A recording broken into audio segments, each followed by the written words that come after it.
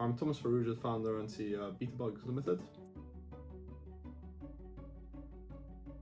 I'm originally from Malta. I've been in the UK 11 years, up in Scotland for the past 4 when I moved the company up here. I trained in hard sciences originally, in chemistry and nanomaterials, did a PhD in chemistry at the University of Bristol, and then discovered bugs.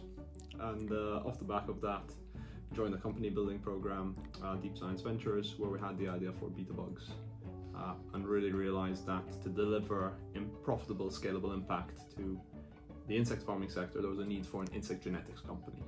And that's when we started BetaBugs up, and the rest is history.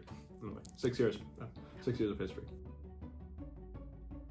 Okay, so BetaBugs develops and distributes breeds of black soldier fly to the insect farming sector. And when we say develop, we run a selective breeding program where we improve the performance of black soldier fly larvae and the flies as well. And then we distribute through an egg production operation, which supplies eggs and baby larvae to insect farmers, our customers. And then the insect farmers take these products and they grow them on food waste to produce a sustainable protein source that can be used to feed fish, pigs, chickens, and pets. It's really about scaling up the insect farming sector. It's about enabling it to achieve a price point with existing protein sources. And that's the long-term ambition here, is to make insect protein effectively an everyday part of the animal feed system. Because at the moment, the main challenge we have is in our sector is that the price of production of insect protein is still quite high, or the sale price is still quite high.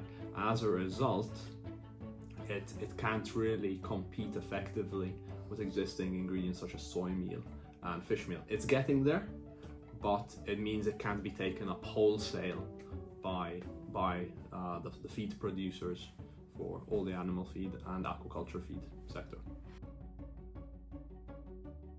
What's next? It's really an exciting time now. So we've closed the round.